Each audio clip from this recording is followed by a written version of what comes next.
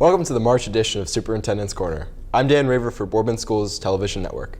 I'm joined today by Boardman Schools Superintendent, Mr. Tim Saxton. Welcome, Mr. Saxton. Glad to be here, as always. Glad to have you. All right, getting right into this, can you talk to us about the transportation supervisor that we have opening? Yes, at Monday's board meeting, we acted on Mr. Davis, Tom Davis's resignation. He's been our transportation supervisor for the last 3 years. He's also a former Boardman educator. He's a former administrator. He's a former superintendent. And then he retired, this is years ago, and he was driving bus for us. And so when our previous transportation supervisor retired 3 years ago, we asked Mr. Davis if he'd like to step up into a leadership position again, because he had a great background with all those administrative responsibilities prior to his retirement, and see if he would run our transportation department. And he said yes. He said, I'd like to do that challenge. And he said, I can give you 3 years. We were hoping he'd go maybe 4, 5, or 6, but the more the better. He fulfilled his promise. He's done 3 years. He actually loves driving. And so in talking to him, he said he's retired. He enjoys driving while he's retired. So he said, I'm going to step down from the supervisor position, and I want to go back into I want to be a driver. So I still want to be work for the schools and drive bus or drive van. So we still get a great driver, but now we have to advertise and interview and eventually hire a new leader there in our transportation department, which is not a bad thing. You know, that's growth. And Mr. Davis has done a great job. We've implemented a lot of things if you think about it over the last 3 years. Now, I think on the last couple of shows we've talked about Here Comes the Bus. Well, Mr. Davis was a big part of that, getting the GPS systems. We've instituted a software program called TransFinder, which is a huge program that tracks all aspects of the transportation business. So not only is it tracking bus routes and ridership, but also looks at route analysis, fleet management, and he was a big part of that. We brought that in his first year. So over the 3 years, he's really pushed the bar forward, so to speak, where we were with transportation and really getting us into the era of technology. Yeah, modernizing everything. Yeah, so it's in a great place. So, you know, whoever's out there watching who wants to be a transportation supervisor for the Boardman local schools, we are advertising on AppleTrack, which is our online platform for job postings. They can click through either through the Boardman Schools website or through the Mahoning County Educational Service website. That application is out there. We'd love to talk to somebody if you have experience in that area and you'd like to become a leader in the Boardman Schools. Yeah, it's a great thing to have a person like that helping us move forward in technology. It's huge. It's one of those things you don't realize how big it is, but there's probably nothing more visible about the Boardman Schools than those big yellow SUVs on the roads every morning that say Boardman local schools, and they are noticeable. You can't hide a bus on the street. So it's really hard to. Absolutely, and it's the first thing a child is greeted by is your driver and that experience on the bus, and it's the last thing. I compare it to going to a great restaurant. If you do a full course meal and you have an appetizer and dessert, the dinner's great, but you had a really bad beginning with an appetizer and a really bad ending with your dessert, it doesn't matter how great the dinner is. So transportation is such a key piece, because that's our appetizer and dessert. That's the very beginning when the kid gets on the bus, and that's the ending when we hand them back over to the parents. So it's so important for that to be on time and for it to be a pleasant experience for our kids. It's a big part of everything. Another great topic in the Boardman community is air testing and the ACT testing that took place. Can you tell us a little bit about that? Yeah, some people, when you just said air testing, they probably think we're testing the air quality in the schools. Now, we do test the air quality in the schools to make sure that it's appropriate, but air testing is an acronym, for the statewide test. And we've done park testing, and last year we did a combination of park and air. But this year, the state of Ohio has matriculated to its 100% air. So what is air? Which is A period, I period, R period, which is the American Institute for Research, which is the company or the vendor that produces these tests and helps scores these tests. So across the state of Ohio, as we sit here, there is testing in our elementary, our middle grades, whether it's our intermediate or junior high, and our high school. In fact, right now, as I walk the halls of Boardman High, I see students testing. And the difference is, in the past, it was a paper and pencil test. We did a combination of paper, pencil, and electronic. Last year we went all electronic, so this year is another year of all electronic. So good and bad. It's a big change. Absolutely. You know, kids there's very little learning curve with a pencil and an eraser. Yeah, everyone knows how to do that. Right.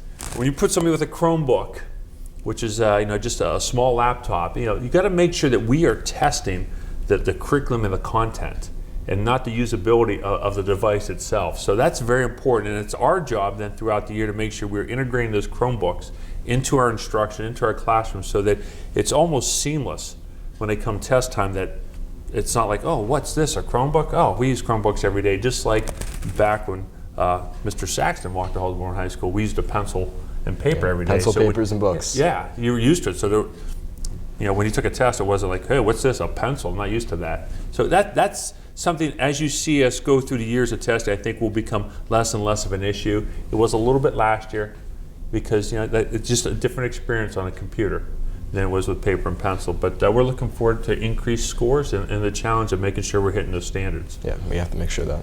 But you also said another one. You said AIR and you said ACT, and I think most people have heard those three letters ACT before. is a big one. But what they may not know is this is the first year that the state of Ohio said, hey, local schools, we want every junior to take an ACT. And the good news was, we'll pay for it, meaning the state will. Yeah. So I know there's a lot of parents, being the parent of a freshman in college and having my daughter go through the ACT experience, there's a cost for that test. So I think it's great that every junior in our school got a chance to take an ACT. We did that last week. We worked very hard to find an optimum testing environment. So we had all those juniors come in for that day and take that test. So I think it was a great day for them. Yeah. The nice thing about it was free, and a good quality score can actually produce a lot of returns when you go for college applications acceptance. You may be able to get some additional funds. So who knows, that $45, $50 test could mean $15,000, $20,000 to a family. In the end. Right, so or higher. Yeah. You never know. You score in a mid-30s, you may be looking at a full academic scholarship somewhere, which could be $80,000 to $100,000 and higher.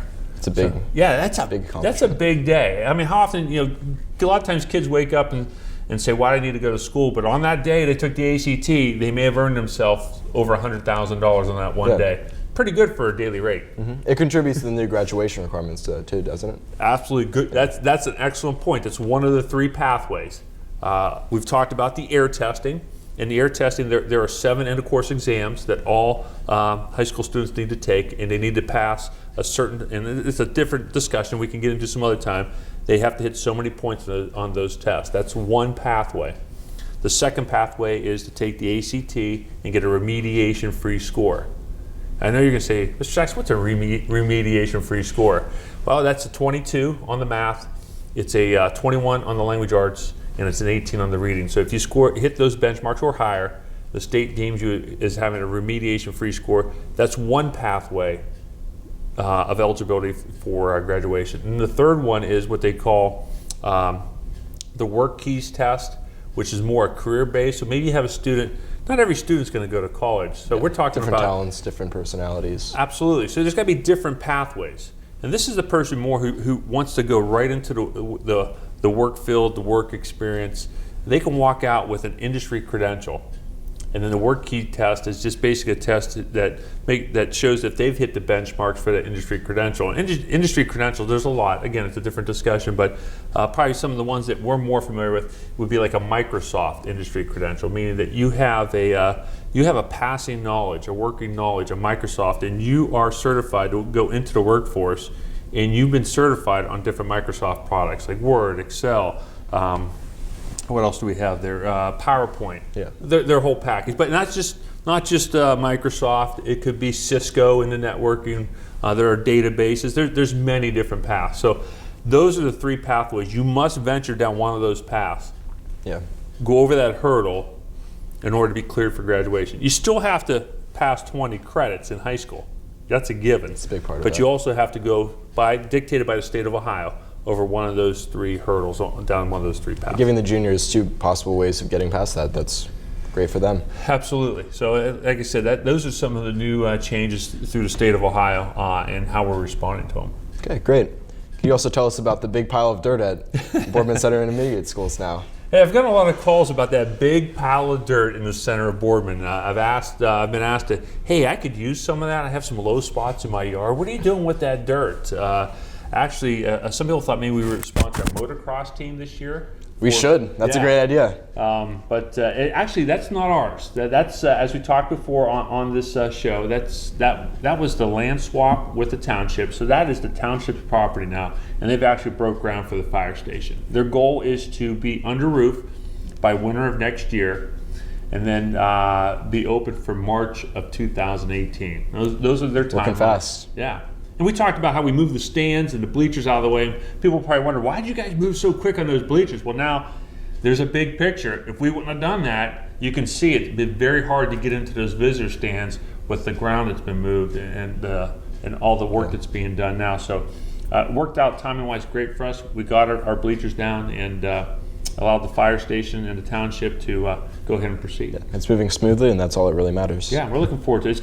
It's good for Boardman. It's good for our businesses. It's good for just how the center of Boardman's going to look. I think these are all just good Boardman things. It's going to be like a staple that when you go by the center middle school, you're going to see that there's the fire station right there, and everyone's going to remember it now. Yeah, and like I said, we'll clean up our bleacher area and do some painting and really spruce up the stadium. Make it back to its former glory. Yeah, absolutely.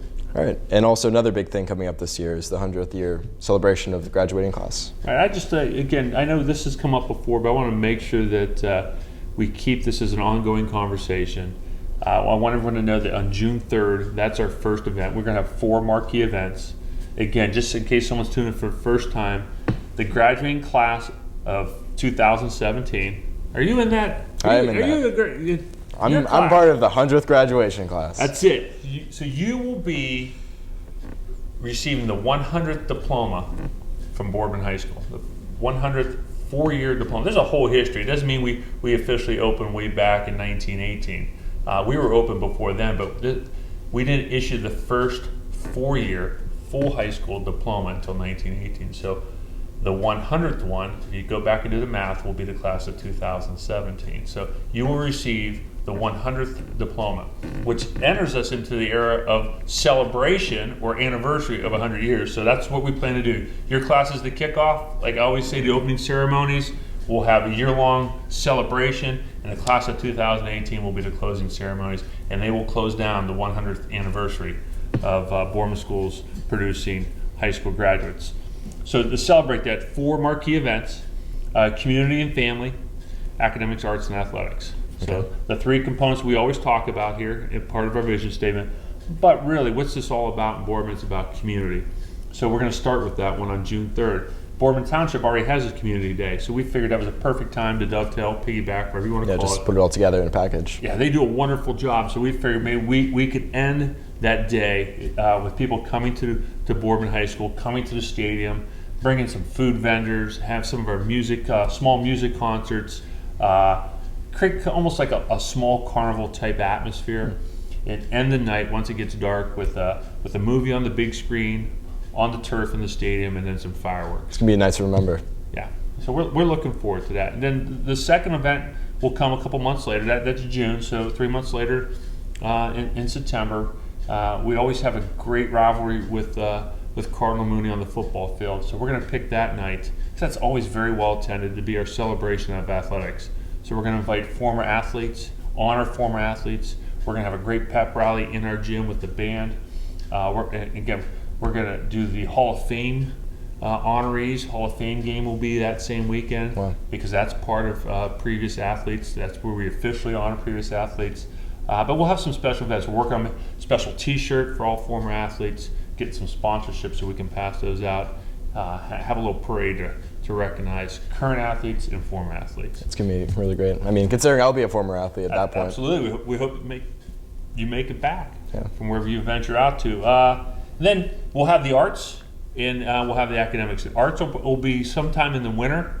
We're taking a look. We want to do some things with the music, some things with the drama, and some things with the actual art department. So how can we incorporate that and make that a marquee event? And then in the spring, when we do centered around our senior honors assembly, that's all about academics.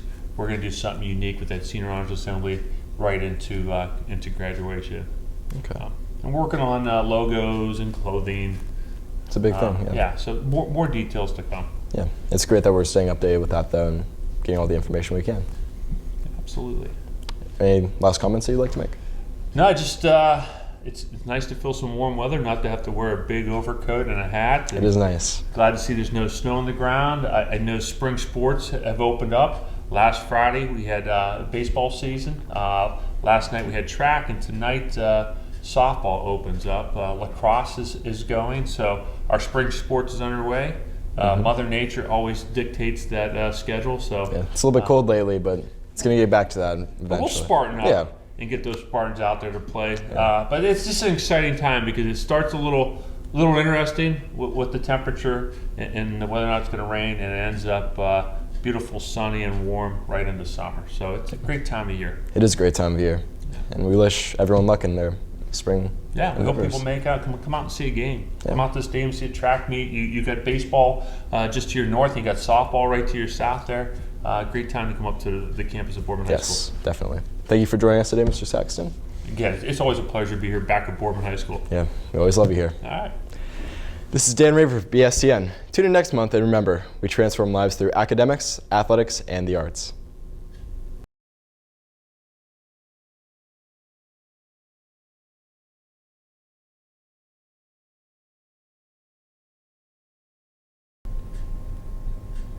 Hello, and welcome to this edition of the Boardman Board of Education School Board Report.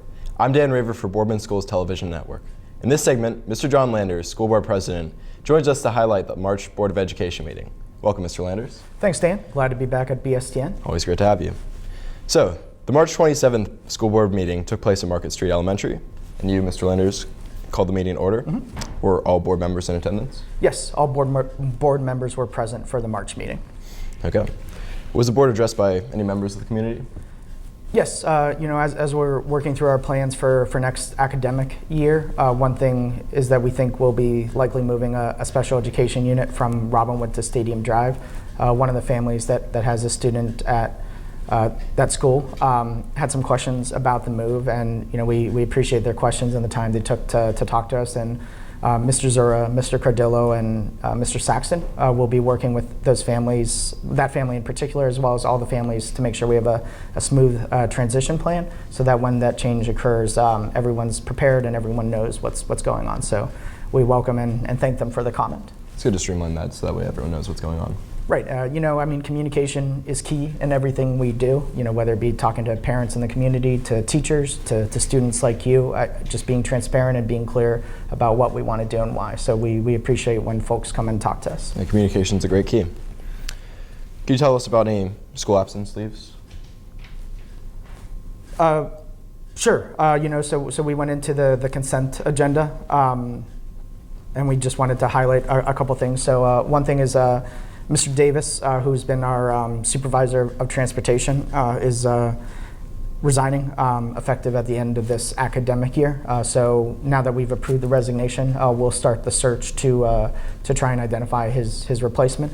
We've got a lot of great things. We've refreshed a good percentage of our bus fleet, or at least in that order has been placed. And then cool things like Here Comes the Bus. So I think it's an exciting position for someone in the community or someone in the area to come work for Boardman Schools.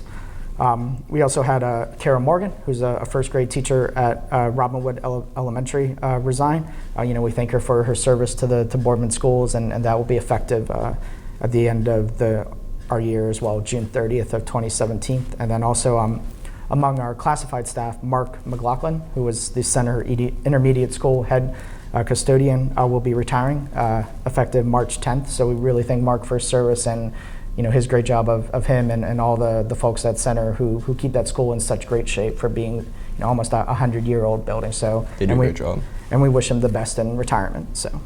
Okay. So Mr. Landers, what do you tell us about the leave of absences? Yes, we had one we approved this month. Lindsay Donadio, who's a sixth grade teacher at Center Intermediate, will be taking a first year unpaid parental leave of absence from March 31st, 2017 through April 28th, 2017. These were briefly, amended. We had previously approved her leave at the February board meeting, but there was a slight change, so this is why we had to reapprove it. Okay. Could you also tell us about the recent on-staff appointments? Sure. Alyssa Birch, who's a great photography teacher at the high school, as well as our high school photo club advisor. We are doing some splits in our supplementals, and sometimes we have to clean those up to make those whole. So I believe we gave her the kind of the second half of the split of the appointment to be the high school photo club advisor. So I believe that will just be her full supplemental to be that advisor. So we welcome her back to that role. Okay, great. We're certainly grateful to the members of our community for volunteering their time as coaches. Would you like to tell us about who's upcoming as coaches this year? Sure. As typical in kind of the February and March meetings, or really prior to any season, we'll always have some new volunteer coaches, or really any coaches who we have to approve as part of our agenda. And even volunteer coaches need to be approved through our board agenda. So we had several this month, 4 in total, all for baseball. The names are Jerry Ensley, Gary Kohler, Patrick O'Brien, and Robert Switka. That will be volunteer baseball coaches or assistant baseball coaches for this season. So we thank them for their time and their participation, and we really wish the baseball team best of luck this season. Yeah, they're going to do great with all that extra help. As is customary, we approved a list of certificated classified substitutes. Would you like to go over that too? Sure. This is a common practice that we do every month. Some months there may be 5 names on that list. Some months there may be 20 names on that list. So it's a common practice, and they have to make sure that they meet all the criteria and things to be considered a substitute, but they can't be a substitute in our buildings until we approve them through this list. So that's why you see it every month. All right. Let's go to Treasurer's business with Mrs. Kim Yeoman, our treasurer. Sure. So we're certainly grateful to Mrs. Yeoman for being our treasurer on an interim basis as we search for a new full-time treasurer. So there are several things we wanted to cover. One of the things we have to do every year is certify our tax year amounts and rates, which are determined by the Budget Commission and requires us to authorize the necessary tax levies and certify them to the county auditor. So this really isn't a change, in terms of our budget rates. It's making sure the millage and the tax amounts are proper, and that's just a standard step that we do every year. So we have to approve that. Okay. And then also, anytime we make an adjustment to our budget, we have to do an appropriation amendment. So we had to do that this year. I believe it was for an additional fundraiser one of the schools had. So that's why we had to do this permanent appropriation amendment. So. Okay. Would you also like to tell us about the donations we received this month? Sure. So we have several this month, as we do every month, and we're very grateful to the community for supporting our buildings in different ways and ways that work for them, whether it be through items like, for example, there's a King trumpet and a trombone that were donated by Elizabeth Brooks. Those are to support the Center Intermediate School music program. Okay. Or in some cases, financial. There was a donation, Boardman apparel, valued at $341 from the Glenwood Junior High PTA to Glenwood Junior High School to support the Spartan Bucks program, which is, I think, a new program that they're starting. And then also we had several monetary donations, including one to Glenwood Junior High School from the Boardman Rotary Club for $550. That will be to support the Boardman Makers Club, which is a really cool concept Tim Harker and some other teachers at Glenwood are doing. And for Robinwood Elementary, there's a $200 donation from Mrs. Lynn Azar. That donation will be used to purchase books for the library. And lastly, to Stadium Drive Elementary School, a donation of $500 from State Farm Insurance Company, Cara Mrs. Donna Millador. That donation will be deposited in the Pupil Support Fund and used at discretion of the principal. So we certainly thank these community members and family and community organizations for their support of these different groups. And as per our standard practice, we send a thank you letter signed by myself and Superintendent Saxton to thank them for their support. Yeah, we appreciate all the donations. That's how we make our school district run. Let's go to Superintendent's business with Mr. Tim Saxton. What was addressing that? Sure. Thank you, Dan. So several things under Superintendent's business. So all school districts are required to partner with the County Educational Service Center. So with us being in Mahoning County, we partner a lot with the Mahoning County Educational Service Center. So every year there's a contract or an agreement that we have to work through it. And this is an agreement that we had to approve to say that we are able to partner for them. We partner with them for things like special education, related services or even things like preschool. We always work with them to try to make sure that we're getting the best value and the programs are right and fit within our district. And later in the year, we'll likely approve the payment of those bills and that services. So, but this was just the agreement at this point, and in the future, we'll probably have an invoice. But we have a good dialogue with the county and always working to improve the level of service and make sure it makes financial sense for our school district. Okay. We also purchased the school van. Like we did last month with the buses, we're really trying to make sure that our transportation fleet is in good shape. We think we could probably get about 10 to 15 years out of a bus and probably something similar for a van. So this stays within our budget in terms of transportation expenses and replacing our fleet. But we purchased a new 2017 Ford Transit 10-passenger van from Donnell Ford that was purchased through a state purchasing consortium to help us save money, and included a discount of a little over $9,000. So that would be great to have, because sometimes for field trips or smaller teams, maybe you don't need a full bus, but you could potentially use one of these vans to help you get to state or to a meet rather than having to take a school bus. So. Yeah. As usually we have every couple months, we approve some new policies. Policies always have to go through a first and a second read. So as we talked about in February, we did the first read of these policies, and now we're doing the second read. So we approved all of these policies, which range from things like bidding requirements to student wellness programs to things like student absences and excuses. These are typically impacted or updated through either recommendation of the Ohio School Boards Association or through recent laws passed either in the Ohio House and Senate or signed by the governor. And those usually cause trickle-down effects to our policies that we need to make sure that they're updated. Okay, that makes sense. Here are some upcoming events in the community.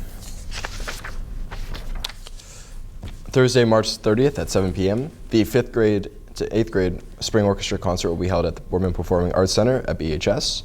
On Thursday, April 20th, Friday, April 21st, and Saturday, April 22nd at 7 p.m., the BHS Spring Play performance, Sandbag Stage Left, will take place at the Boardman Performing Arts Center. On Sunday, April 23rd at 2 p.m., the Spring Play will also take place only at 2 o'clock p.m. Also on Monday, April 24th at 6:30 p.m. will be the Board of Education meeting for the next one at Center Intermediate School. Would you like to tell us about the field trip Mr. Saxon approved too?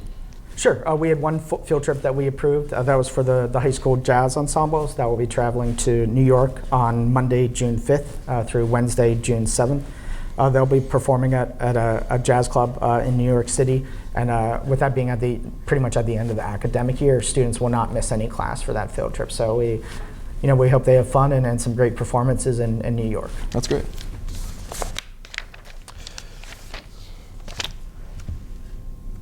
Were any final comments that you made at the meeting?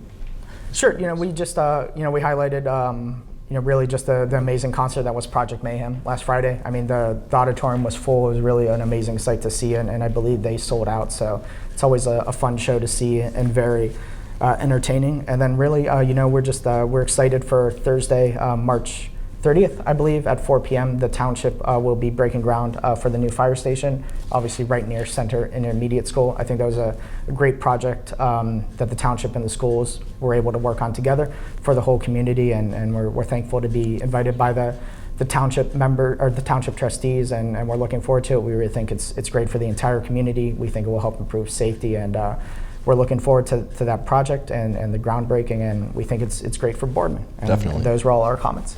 Okay. I think that's it for today. Great. Thank you for Dan. joining us. Also, don't forget to see our spring play, Sandbag Stage Left, running April 20th, 21st, and 22nd at 7 p.m. and on April 23rd at 2 p.m. All performances will be held in the Boardman Performing Arts Center at Boardman High School. Check out our Boardman School's website for any further details on upcoming events.